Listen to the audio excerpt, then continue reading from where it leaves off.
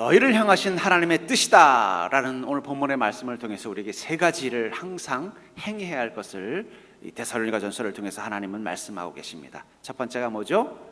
항상 기뻐하라. 두 번째는요, 쉬지 말고 기도하라. 세 번째는요, 범사에 감사하라. 항상, 쉬지 말고, 범사에라고 표현하고 있지만 그것들은 다 영어로 치면 every라는 단어가 들어갈 것입니다. 그렇다면은 두 번째, 쉬지 말고 기도하라는 그 하나님의 두 번째 뜻을 통해서 우리는 어떤 기도를 하면서 살아야 될까? 여기 쉬지 말라라는 말이 헬라어로 아디알레이프토스라는 단어를 쓰는데 이것은 끊임없다, 빠짐이 없다라는 뜻도 있어요. 그러니까 쉬지 말고라고 하는 표현보다 저는 이 끊임이 없다, 끊어지지 않는, 마치 그 실타래 같은 그런 기도를 해야 된다. 또 빠짐이 없다. 또 빈 곳이 있는 게 아니라 꽉 채워져 있는, 마치 뭐라고 표현할까요? 뭐 어떤 큰 통에다가 구슬을 꽉꽉 채워놓는 것처럼 빠짐이 없이 채워지는 그런 기도를 해야 한다라고 주님은 말씀하고 있다는 것입니까? 믿습니다. 왜 그럴까요? 주님께서는 우리가 중단 없는 기도를 하시기를 원하고 있다고 말씀하고 있습니다. 이유가 있겠죠. 그것은 바로 우리가 살면서 기도마저 막힐 때가 있기 때문입니다. 우리는 어떨 때 기도가 안 나올 때가 있어요. 그때도 주님은 뭐라고 말씀하시는 거예요? 지금 쉬지 말고 기도해라. 그게 나의 뜻이다. 또 어떨 때는요, 기도보다 급한 것이 있을 때가 있습니다. 그때도 주님은 우리에게 오셔서 이렇게 말씀하십니다. 쉬지 말고 기도해라. 그것이 나의 뜻이다. 또 우리가 기도했지만 기도의 효과를 보지 못해서 낙심하고 있을 때가 있습니다. 그때도 주님은 우리에게 이렇게 말씀하신다는 거예요. 쉬지 말고 기도해라. 그것이 나의 뜻이다. 특별히 우리 인생에 위기가 왔을 때, 그것은 다른 말로 표현하면 기도밖에 할 것이 없을 때가 그리스도인에겐 위기인 것 같아요. 내 힘으로 무엇인가 할 수 있을 때는 엄밀하게 말하면 위기라고 하긴 힘들어요. 그건 그냥 좀 힘든 시간이지. 그러나 이거 어떡하지? 어떡하지라는 얘기는 뭐예요? 내가 할 게 아무것도 없네라는 뜻이에요. 그 말을 뒤집으면 우리에게는 기도밖에 할 것이 없을 때가 있다는 것입니다. 그때 주님은 우리에게 쉬지 말고 기도하라고 말씀하고 있다는 것입니다. 그런 의미에서 인생의 위기 속에서 우리는 기도해야 할 것입니다. 그리고 인생의 위기 속에서 하는 그 기도는 우리 인생의 생명줄과 같은 거예요. 저는 이 서울에서 태어났고 북한산 밑에서 태어났습니다. 지금의 은평구라고 하는 그 밑에서 태어나서 북한산의 전기를 받고 태어났습니다. 제가 그제 초등학교 때도 소풍을 북한산 밑으로 갔어요. 그 밑에 진권사라는 유명한 절이 있는 그 근처에 보면은 막 계곡도 좋은 데가 많이 있고 그래서 거기로 소풍 가고 그랬던 기억이 있어서 제가 평생 북한산을 아마 횟수로 치면 아마 한 200~300번은 올라갔을 거예요. 그만큼 이제 저에겐 친숙한 산이에요.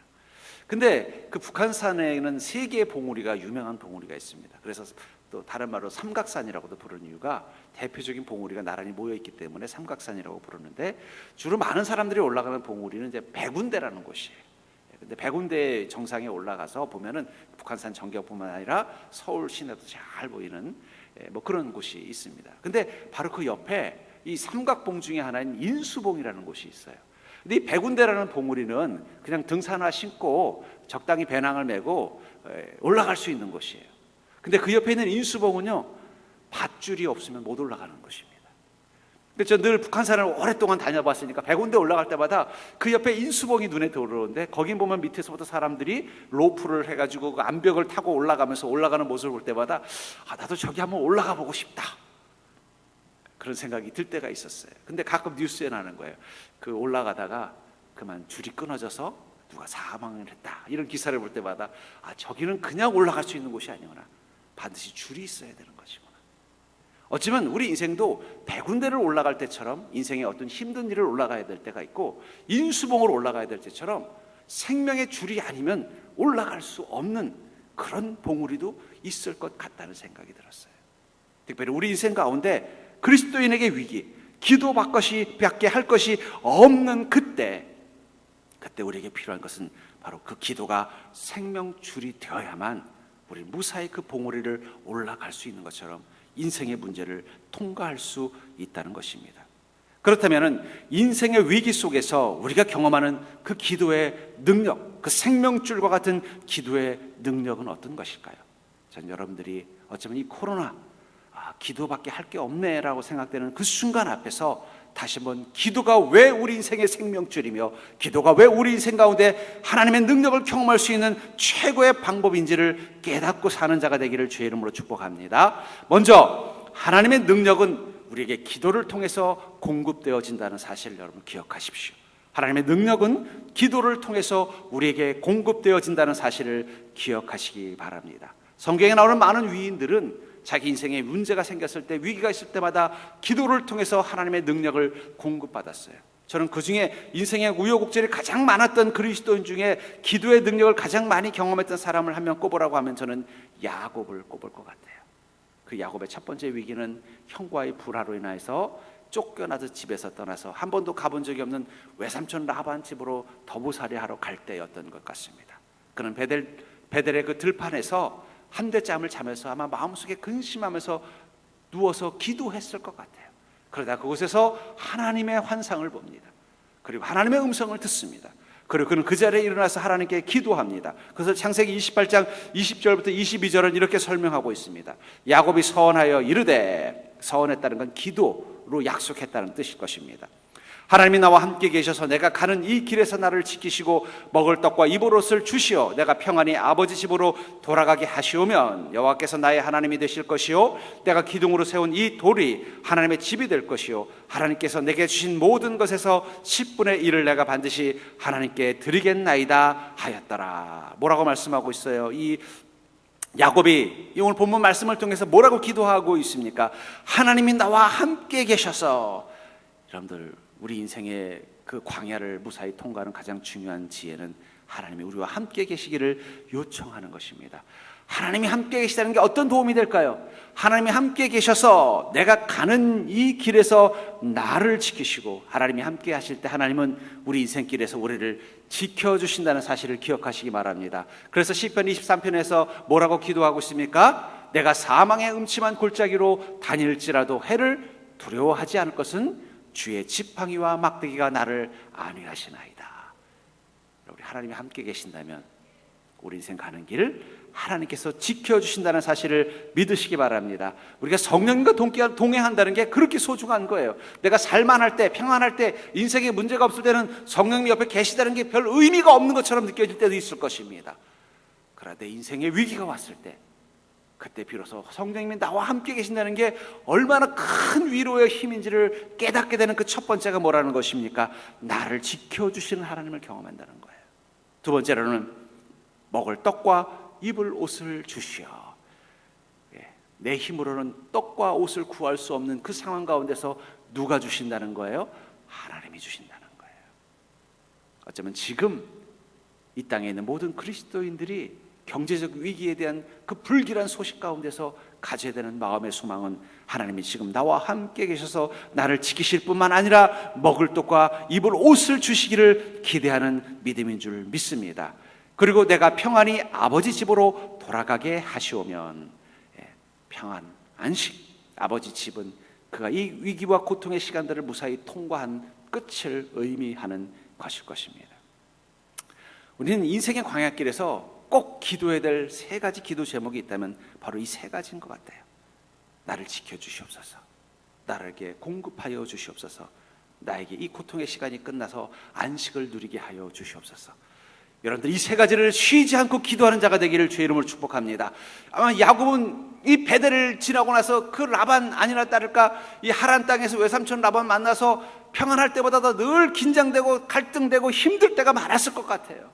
성경은 그걸 아주 짧게 야곱이 이렇게 계약을 맺으면은 또 라반이 뒤집어서 반대로 계약을 맺어서 야곱에게 손해를 끼치려고 하고 이런 속이고 이럴 때가 나옵니다만은, 그것은 아마 그 속에서 야곱이 얼마나 힘든 시간들을 그 속에서 보냈는지 아마 상징적으로 보여주는 것 같아요.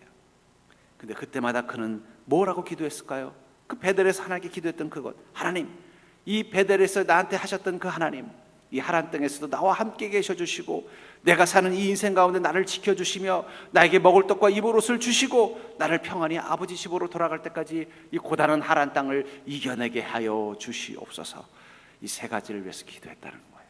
어쩌면 지금 여러분들에게 필요한 기도는 이 세 가지 기도가 아닐까요? 여러분, 이 세 가지 기도를 쉬지 않는 자, 끊임없이 하는 자가 될 수 있기를 주의 이름으로 축복합니다. 그런 기도로 주님 앞에 나올 때 하나님은 우리에게 어떤 음성을 들려주실까요? 예레미야서 29장 11절부터 13절은 이렇게 말씀하고 있습니다. 여호와의 말씀이니라 너희를 향한 나의 생각을 내가 아나니 평안이요 재앙이 아니라 너희에게 미래와 희망을 주는 것이라. 참 재밌는 표현이 있습니다. 너희를 향한 나의 생각을 내가 아나니. 하나님이 어느 순간 이스라엘 민족에 대해서 너무너무 실망해서 그들이 환난을 겪고 있는데도 하나님께서 뒷짐을 지고 계셨다는 거예요. 이 불순종하는 너희들아, 죄악 가운데 있는 너희들아, 너희들 마음대로 멋대로 사는 너희들아, 한번 너희들 마음대로 사는 결과가 어떤 건지 한번 경험해봐라. 그리고 하나님이 그 은혜를 끊어버리신 거예요. 그랬더니 아니라 다를까 그들이 고통과 절망 가운데 있었다는 거예요. 근데 그 순간 하나님께서 무엇이 생각났다는 거예요? 그 너희라고 생각되는 이스라엘 민족을 향한 하나님의 생각을 하나님이 깨달았다. 내가 그들을 사랑하고 있구나. 여러분, 우리가 죄와 범죄로 인하여 어리석음으로 인하여 인생의 환난과 고통을 겪고 있을 때 하나님은 무엇을 깨달으셨다는 거예요? 내가 너희들을 사랑하고 있구나. 그걸 깨달으셨다는 거예요. 얼마나 은혜스러운 표현입니까? 여러분, 우리가 어리석어서 고통당할 수 있습니다. 우리가 지혜롭지 못해서 인생의 환난을 만날 수 있어요. 우리가 너무나 연약하기 때문에 우리가 감당할 수 없는 문제를 경험할 수도 있습니다. 그때 우리는 기도하지 않을 수도 있고 우리는 그때 하나님을 오히려 원망할 수도 있는데 하나님은 그때 무엇을 생각난다는 거예요? 내가 너희들을 정말 사랑하고 있구나. 그게 바로 무슨 표현이에요? 너희를 향한 나의 생각을 내가 하나니. 그 순간 하나님 어떻게 하시겠다는가? 나는 그들에게 재앙을 내리고 싶은 게 아니라 그들을 평안 가운데로 인도하고 싶었구나. 그래서 너희에게 미래와 희망을 주는 것이니라. 하나님께서 그 순간 우리에게 미래에 무엇을 준다고? 미래와 희망을 주시겠다라고 약속하고 있는 것입니다. 하나님 도대체 어디 계십니까? 이렇게 힘들게 내가 고통받고 있는데 하나님은 어디 계십니까? 하나님, 제가 물론 어리석고 또 지혜롭지 못해서 이 어려움 겪고 있지만 그래도 하나님 저를 불쌍히 여겨주십시오 라고 기도하고 있을 때 하나님 뭐라고 말씀하신다는 거예요? 내가 너희를 재앙이 아니라 평안 가운데로 인도하고 싶어 하는구나. 너희를 사랑하고 있구나. 내가 그것을 스스로 깨달았다는 거예요. 그리고 너희에게 미래와 희망을 주겠다라고 말씀하셨습니다. 근데 그 다음에 뭐라고 표현하냐면 12절에 너희가 내게 부르짖으며 내게 와서 기도하면. 그러나 하나님께서 우리에게 미래와 희망을 주시기 위해서 하나님은 우리가 무엇을 해야 된다고 말하고 있는 거예요? 너희가 내게 부르짖으며 내게 와서 기도해야 된다는 거예요. 그러면 내가 너희들의 기도를 들을 것이요 너희가 온 마음으로 나를 구하면 나를 찾을 것이요 나를 만나리라. 아멘. 기도는 하나님이 우리에게 허락하신 미래와 희망을 경험하게 만들어주는 능력이라는 거예요. 여러분, 하나님의 능력은 기도를 통해서 공급되어집니다. 인생의 위기가 오면 올수록 기도는 하나님의 그 약속, 우리에게 미래와 희망을 주겠다는 그 하나님의 약속이 우리 삶 가운데 이루어지도록 만들어주는 그런 능력이 있다는 거예요. 그것을 위해서는 어떻게 된다고 말하고 있어요? 너희가 내게 와서 내게 부르짖어야 되고 너희가 온 마음으로 나를 구해야 한다는 것입니다. 전 여러분들이 그런 믿음을 가지고 주님 앞에 서는 자가 되기를 주의 이름으로 축복합니다. 그렇기 때문에 지금은 여러분들이 기도의 가치를 재발견해야 되는 거예요. 살만 할 때, 내 힘으로 견딜만 할 때 우리는 그때 어쩌면 기도의 가치를 잃어버렸는지도 몰라요. 그러나 지금이야말로 우리가 기도의 능력을 사모해야 될 때일 줄 믿습니다. 그렇다면 어떻게 되겠어요? 쉬지 않고 끊임없이 빠짐없이 우린 기도하셔야 돼요. 여러분들이 하나님 앞에 무릎 꿇고 부르짖는 기도로 이 위기의 시간들, 이 어려운 시간들, 이 힘든 시간들을 무사히 통과하는 자가 될 수 있기를 주의 이름으로 간절히 축복합니다. 두 번째로 인생의 위기 속에서 경험하는 기도의 능력을 오늘 본문은 이렇게 말하고 있습니다. 기도를 멈추지 않는 믿음이 평안을 경험하게 한다는 것입니다. 절 따라해볼까요? 기도를 멈추지 않는 믿음이 평안을 경험하게 한다. 우리가 인생에 어려움이 있으면 두려움이 생기고 근심이 생기겠죠. 그때 우리가 기도한다는 것은 우리에게 평안을 준다는 거예요. 예수님도 마음이 힘들 때가 있었던 것 같습니다. 마태복음 26장 38절에 보면은 이제 곧 십자가에 달려 죽게 되신 예수님께서 이 제자들과 함께 기도하러 갔습니다. 그때 이렇게 기도하고 있어요. 이에 말씀하시되 내 마음이 매우 고민하여 죽게 되었으니, 예수님이 뭐라고 말하는 거야? 아이고, 내 마음이 너무 고민돼서 죽게 됐다. 아니, 죽으러 가시는 분이 마음이 고민돼서 죽게 됐다라고 말하고 있다는 거예요. 이걸 우리식으로 표현하면 뭐야? 아이고, 내가 마음이 힘들어 죽겠네라는 거예요. 우리나라 사람들도 이런 말 잘, 아이고 죽겠네. 주님이 뭐라고, 얼마나 힘드셨으면 이 긍정의 아이콘이신 예수님이 내 마음이 고민돼서 죽겠다라고 제자들 앞에서 말하고 있다는 것입니다. 그런 마음을 가지고 지금 십자가를 기다리고 있는 주님 앞에서 예수님은 무엇을 하셨어요? 하나님 앞에서 예수님은 기도하신 거예요. 아주 뜨겁게 막 땀이 피가 될 정도로 기도하신 것입니다. 그때 누가복음 22장 42절부터 43절에 그 기도할 때 주님이 이렇게 기도하셨습니다. 이르시되 아버지여, 만일 아버지의 뜻이거든 이 잔을 내게서 옮기시옵소서. 그러나 내 원대로 마시옵고 아버지의 원대로 되기를 원하나이다. 주님의 말씀에 순종하고 싶은데, 하나님께서 주신 그 십자가에 올라가고 싶은데 그 마음에는 그 죽음에 대한 그 고통과 그 고민이 죽을 만큼 괴롭고 힘든 그 주님의 마음 가운데 예수님께서 기도하셨다는 거예요. 그랬더니 43절에 천사가 하늘로부터 예수께 나타나 힘을 더하더라. 사람이 마음이 죽을 것 같으면 그게 더 힘든 거예요. 상황도 죽을 것 같은데 마음까지 죽을 것 같으면 그거 못 견디는 거예요. 근데 예수님이 그때 기도하셨더니 어떻게 됐다고 말하고 있어요. 천사가 하늘로부터 예수께 나타나 힘을 더하더라. 이 힘을 더한다라는 말이 에니스코라는 헬라어를 쓰는데, 이 말은 강하게 한다는 뜻이에요. 그래서 천사가 예수님께 오셔서 어떻게 했다는 거예요? 그 마음을 강하게 만들어줬다는 거예요. 예수님도 기도로 마음의 고통을 극복해냈습니다. 여러분, 우리가 힘들수록 마음이라도 강해야 돼요. 상황이 어려울수록 마음이라도 강하면 이겨낼 수 있어요. 마음이 무너지면 다 무너지는 겁니다. 가끔 보면은 참 안타깝게 극단적인 선택을 하는, 또 가족들을 데리고 또 안 좋은 결정을 하는 그런 가정의 기사를 볼 때마다 어쩌면 저분들은 몸이 힘든 것도 중요하지만 마음이 너무 힘들었겠구나. 몸이 힘든 건 견딜 수 있어요. 근데 마음이 힘들면 그건 못 견뎌요. 근데 우리가 기도하면 어떻게 된다고요? 천사가, 성령님이 우리에게 오셔서 힘을 더하신다는 거예요. 예수님도, 가장 완전한 인간이셨던 예수님도 자기 인생에 감당할 수 없는 큰 마음의 두려움과 근심과 낙심이 될 때 하나님께서 기도하는 예수님에게 힘을 더해 주셨다면 우리 인생 가운데 하나님이 침묵하시겠습니까? 그러니까 여러분들 힘들수록 기도하셔야 돼요. 몸이 힘들면 마음도 약해집니다. 몸이 고단하면 마음도 지칩니다. 몸에 고통이 있으면 마음에 근심이 생깁니다. 그럴 때 우리는 기도하면 성령님께서 우리에게 힘을 더하실 줄 믿습니다. 결국은 평안이라는 게 뭐예요? 마음에 힘이 있는 상태예요.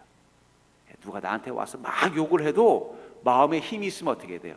뭐래? 그리고 가지만, 누가 와서 나한테 비아냥거렸는데 마음에 힘이 없으면요, 그게 마음속에 분노가 되고 낙심이 되고 슬픔이 돼서 어떻게 해요? 고통을 받는 거예요. 그러니까 평안은 마음에 힘이 있는 상태라는 거예요. 특별히 인생의 환란의 파도가 칠 때 그것은 그냥 우리 육신의 삶에만 파도가 치는 게 아니라 우리 마음까지 스며들어와서 우리를 힘들게 만들고 외롭게 만들고 고통스럽게 만들 수 있다는 거예요. 그때 우리가 기도를 멈추지 않고 주님 앞에 기도하는 믿음을 가지고 있으면요, 그 순간 성령님께서 우리에게 마음의 힘을 더하셔서 우리가 평안을 잃어버리지 않도록 도와주신다는 것입니다. 성경에 나오는 사도들도 그런 삶을 살았던 것입니다. 하나님의 능력과 권능을 가진 믿음의 사람들이지만 그들의 인생에도 파도가 참 많았어요. 특별히 사도행전 27장 18절부터 25절에 보면은 큰 파도를 만났던 바울 목사님의 그 상황을 이렇게 설명하고 있습니다. 바울 목사님이 강제로 로마에 끌려가는 상황이었어요. 그래서 배에 타고 이스라엘을 떠나서 로마까지 항해하는 중에 큰 태풍을 만났고, 그 태풍 가운데서 배가 거의 좌초되기 직전까지 온 것입니다. 그 상황 가운데서 사람들이 근심하고 있었어요. 그것을 이렇게 설명하고 있습니다. 사도행전 17장 18절부터 25절에 보면은 우리가 풍랑으로 심히 애쓰다가 이튿날 사공들이 짐을 바다에 풀어버리고 얼마나 상황이 급박했는지 우리 목숨이라도 살리자, 배가 조금이라도 덜 가라앉게 만들자 하는 마음에서 어떻게 했다는 거예요. 그 배 안에 있었던 짐들을 다 버려버린 거예요. 사흘째 되는 날에 배의 기구를 그들의 손으로 내어, 심지어는 뭐예요?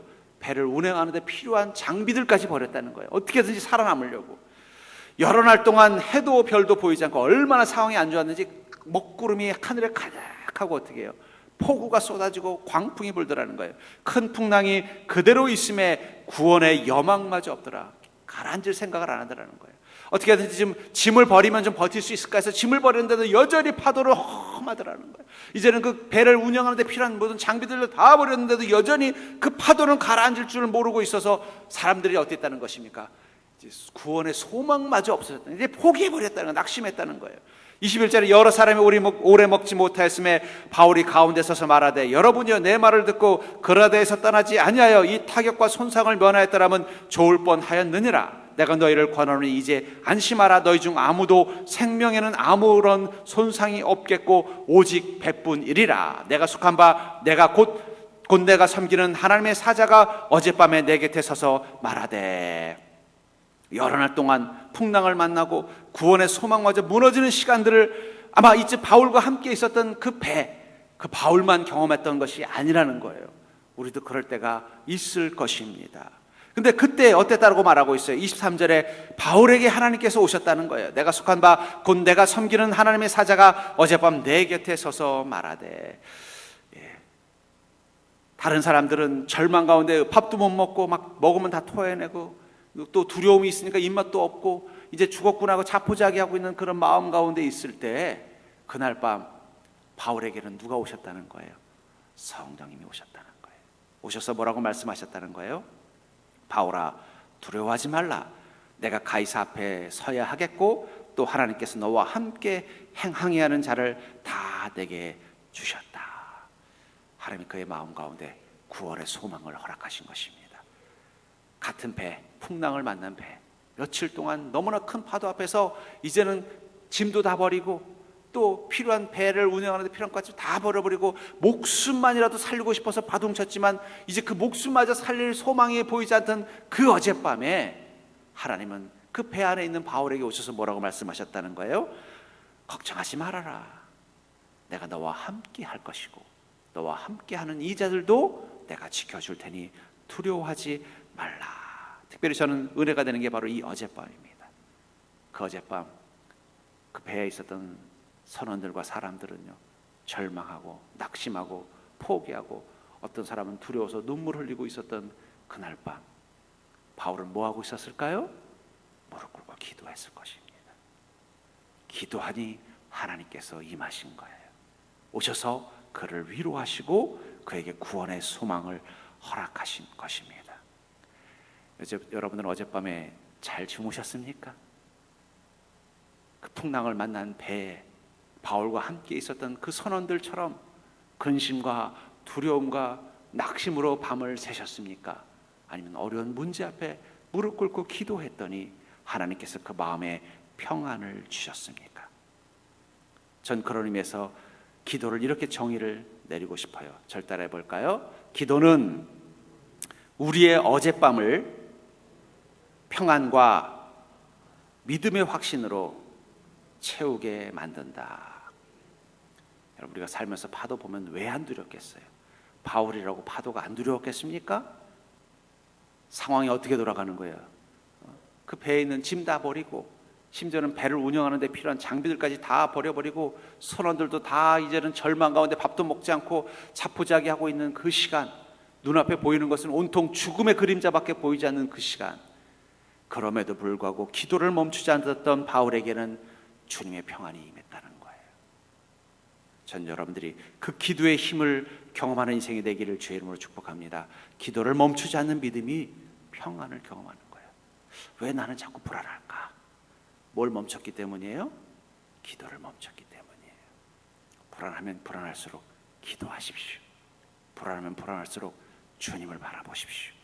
불안해 밤에 잠이 안 오면은요, 잠 안 온다고 방황하지 마시고 그냥 기도하세요. 기도 제목, 기도 내용 안 떠오르면 그냥 아버지만 부르셔도 돼요. 예. 제가 전에 기도원에 가면요, 산기도 하시는 분들 보면은 계속 아버지, 아버지, 아버지만 부르다가 끝나시는 분도 계셔요. 예. 그 제가 어릴 때 그 생각이 들었어요. 아니, 저분은 집에 가서 아버지를 부르시지, 산속에서 아버지만 부르시다가 목이 다 쉬었네. 근데 저는 그때 이해가 되지 않았는데 지금 이해가 돼요. 너무 힘들면요, 뭘 기도해야 될지도 떠오르지 않을 때가 있어요. 너무 두려우면요, 하나님께 기도의 제목을 말하는 것도 힘들 때가 있어요. 그때는 그냥 한마디만 하면 돼요. 뭐요? 아버지. 그냥 막 나무 붙잡고 아버지, 아버지를 밤새도록 부르짖고 가서 목이 팍 쉬었어요. 아마 하나님께서 그분에게 그랬을 거예요. 그래, 너는 내 이름만 불렀지만 나는 다 알고 있다. 마치 자녀를 둔 아버지가 자녀가 전화해서 아빠 하면은 단박에 알잖아요. 그렇죠? 너 돈 떨어졌니?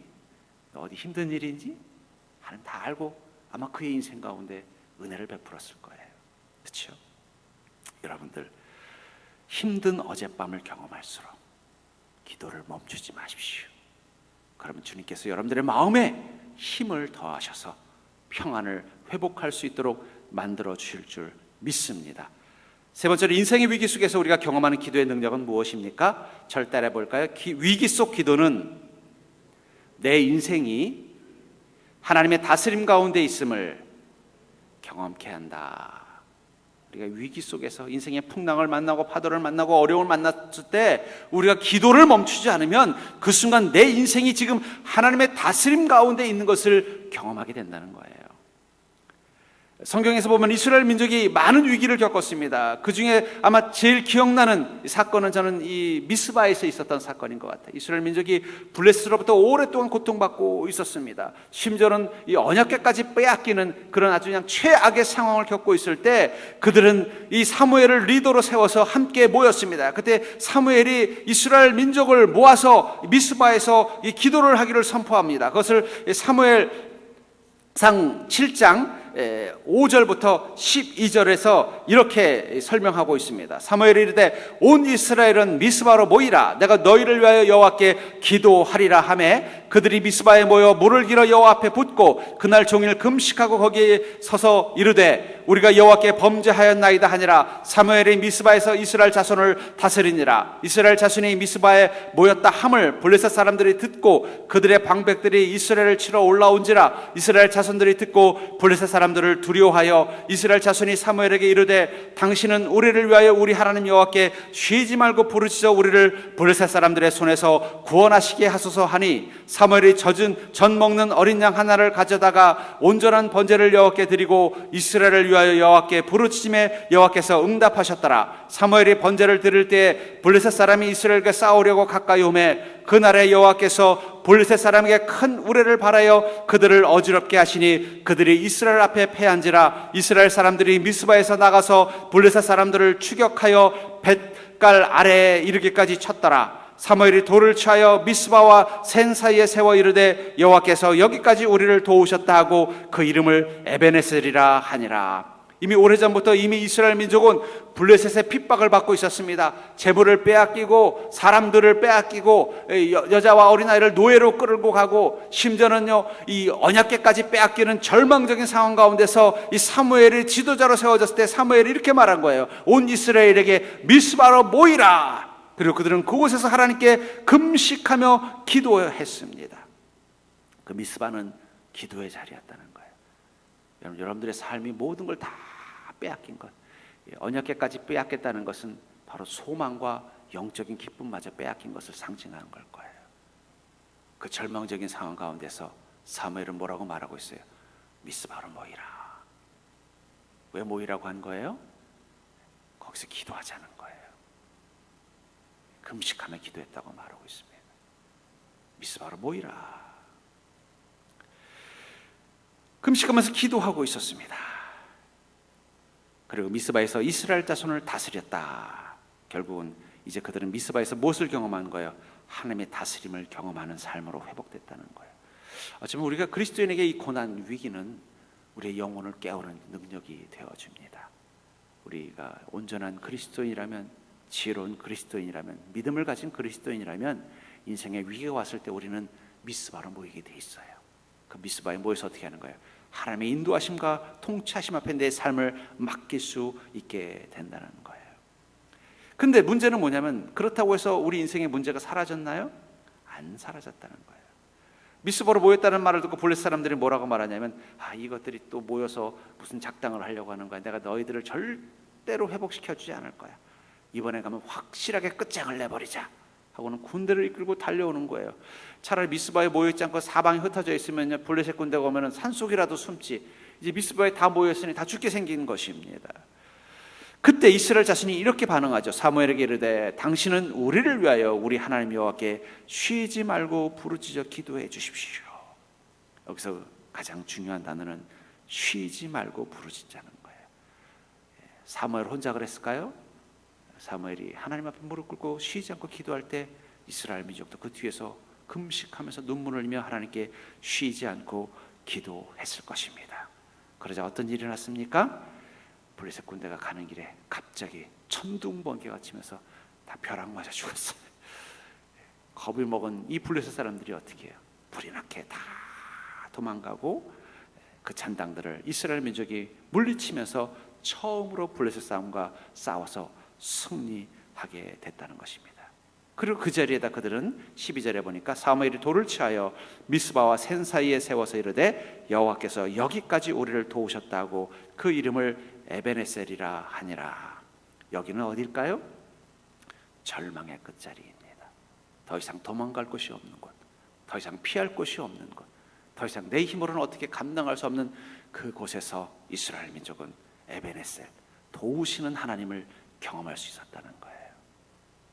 전 여러분들이 그런 은혜를 가지고 있는 자인 것을 기억하시기 바랍니다. 우리는 그냥 사는 게 아니에요. 우리는 하나님의 다스림 가운데 있는 자라는 거예요. 하나님의 백성이 됐다는 것은 주님께서 우리 인생 가운데 함께 하시면서 우리 인생을 관리하시고 디자인하시고 다스리고 계신다는 거예요. 그 하나님이 우리 인생의 그 끝자리, 절망의 그 자리에서 우리가 무릎 꿇고 부르짖으며 기도할 때 하나님은 그곳에서 에베네셀의 하나님이 되셔서 우리와 함께 하십니다. 그렇기 때문에 에베네셀은 오직 미스바의 신앙 위에서만 이루어진다는 사실을 기억하시기 바랍니다. 이스라엘 민족이라고 하나님 그렇게 하시는 게 아니라 그들이 절망의 끝자리에서 하나님께 무릎 꿇고 기도하는 그 미스바의 신앙을 회복했다는 거예요. 그러므로 사랑하는 성도님들, 지금 여러분들의 믿음이 미스바의 믿음을 회복하는 자가 되기를 주의 이름으로 축복합니다. 근데 이 미스바라는 말이 히브리어로 망대라는 뜻이에요. 망대. 멀리 위에서, 왜 과수원 같은 데 보면 위에다가 이렇게 정자 같은 거 지어놓고 도둑이 오나 보는 것처럼 그걸 망대라고 한단 말이에요. 그 망대는 멀리서 오는 적을 먼저 보는 것입니다. 근데 주님께서 그 망대를 세우신 이유는 뭘까요? 우리가 우리 인생의 그 문제와 위기를 더 빨리 보게 하려는 것이 아니라 하나님의 은혜를 더 먼저 보게 하시기 위해서라는 사실을 기억하시기 바랍니다. 그 망대는 우리를 향해 달려오는 문제와 위기도 보여줄 뿐만 아니라 그 위에 역사하신 하나님의 그 우레와 같은 은혜도 먼저 보게 해주는 것이 망대예요. 그러니까 여러분들, 믿음은 위기와 문제를 보는 것이 아니라 하나님의 은혜를 보는 자리에 있다는 것을 기억하시기 바랍니다. 그래서 미스바예요. 기도는 망대와 같은 것입니다. 우리가 무릎 꿇고 기도하면 무엇이 보여요? 내 인생의 문제만 보이는 게 아니라 하나님의 은혜가 보이기 시작한다는 거예요. 하나님의 역사하심이 보이기 시작한다는 것입니다. 내 삶을 하나님이 인도하고 계신다는 것이 보여지기 시작한다는 거예요. 그게 기도의 힘입니다. 전 여러분들이 믿음의 회복을 통해서, 그 위기의 기도를 통해서 그 미스바의 하나님, 그 에베네셀의 하나님을 여러분들의 삶 가운데서 경험하는 자가 될 수 있기를 주의 이름으로 간절히 축복합니다. 오늘 말씀을 준비하면서 우리 인생이 마치 그 인생의 그 가던 그 항해 가운데서 험한 파도를 만났던 이 바울과 같은 인생일 수 있겠구나 하는 생각을 하다가 그 시와 그림이라는 CCM 가수가 부른 그 항해자라는 찬양이 떠올랐어요. 요즘 하나님께서 말씀만 준비하면 꼭 이 찬양을 한 곡씩 떠오르게 해주셔서 오늘도 함께 묵상하겠습니다.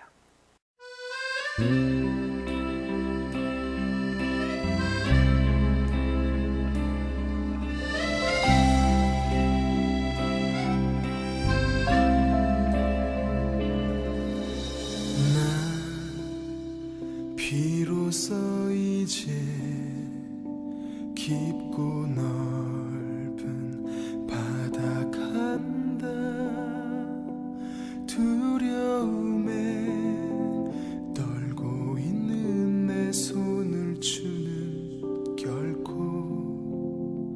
놓치지 않으셨다.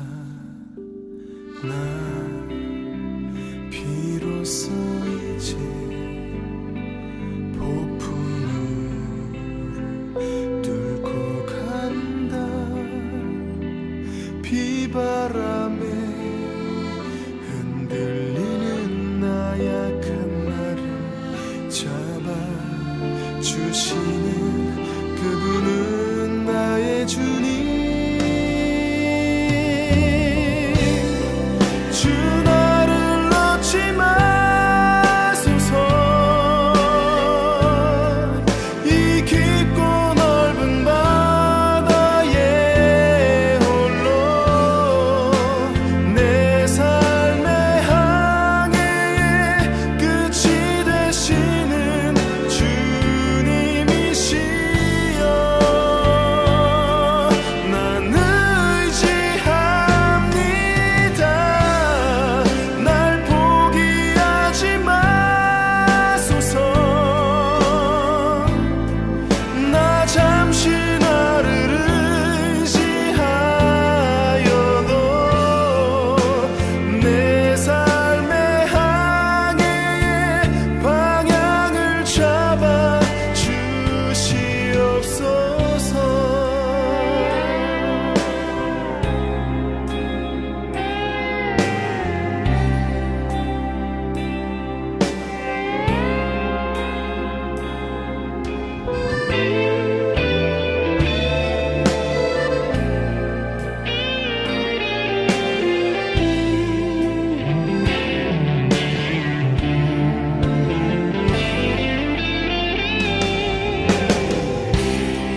주 나를 놓지 마소서. 이 깊고 넓은 바다에 홀로 내 삶의 항해의 끝이 되시는 주님이시여. 난 의지합니다. 날 포기하지 마소서. 나 잠시 나를 의지하여도 내 삶의 항해의 방향을 잡아 주시옵소서.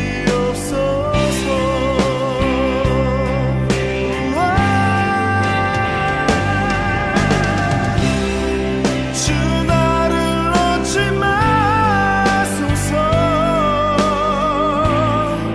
이 깊고 넓은 바다에 홀로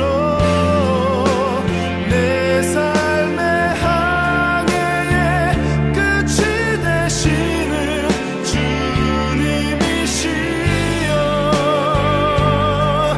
난 의지합니다. 날 포기하지 마소서. 나 잠시 나를 의지하여도 내 삶의 항해의 방향을 잡아 주시옵소서.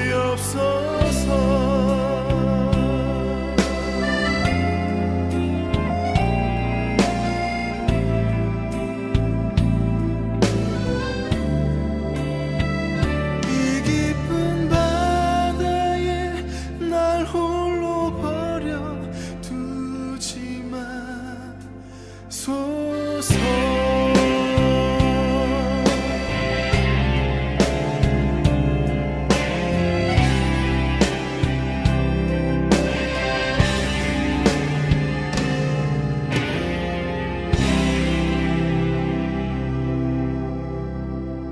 이 항해자라는 이 찬양을 묵상하다가 그 첫 번째, 나 비로소 이제 깊고 넓은 바다 간다. 여러분들, 좀 우리가 지금 우리 시대를, 이 상황을 바라보는 우리 시각이어야 될 것 같아요. 우리 이제 깊고 넓은 바다를 향해 가는 것입니다. 해안가 얕은 바다에는 파도가 쳐도 큰 파도는 없어요. 그런 넓고 깊은 바다에는 어떤 험한 파도가 기다리고 있는지 모르는 것입니다. 우리 인생도 그럴 수 있다는 거예요. 그런 깊고 넓은 바다와 같은 우리 삶 가운데서 비바람에 흔들리는 나약한 나를 잡아주시는 그분은 나의 주님. 지금 우리에게 필요한 것은 내가 하나님과의 관계를 회복하는 것입니다. 비바람에 인생의 파도에 흔들리는 나약한 나를 잡아주시는 그분은 오직 주님 한 분뿐임을 믿고 우리가 그분과의 관계를 회복하는 게 어쩌면 지금 내 인생의 깊고 넓은 바다를 향해 하는 상황과 같은 이 시간에 필요한 것입니다. 그리고 그런 이때 난 의지합니다. 날 포기하지 마소서. 우리가 지금 필요한 기도의 제목인 것 같아요. 주님, 저는 주님만 의지합니다. 저의 인생을 포기하지 말아 주시옵소서. 이 깊은 바다에 날 홀로 버려두지 마소서. 여러분들, 이 깊은 바다와 같은 인생 가운데서 여러분들 혹시 혼자 계시지 않습니까? 지금 여러분들에게 필요한 것은 혼자 계시지 않는 것입니다. 기도를 통해서 하나님과 함께 하십시오. 그것만이 여러분들의 인생의 깊고 넓은 그 폭풍우가 치는 바다를 무사히 통과할 수 있는 것입니다. 하나님은 지금 여러분들의 삶의 키, 그 핸들을 붙잡고 계세요. 기도는 쉬지 않고 하는 기도는, 인생의 위기 가운데서 부르짖는 기도는 여러분들이 하나님과 함께 이 인생의 항해를 무사히 지나갈 수 있도록 인도하여 주시는 하나님의 사랑이요 능력입니다. 그것을 믿는 믿음으로 또 한 주도 세상의 그 파도를 두려워하지 않고 전진해 나가는 그런 인생의 항해자가 될 수 있기를 주의 이름으로 간절히 축복합니다.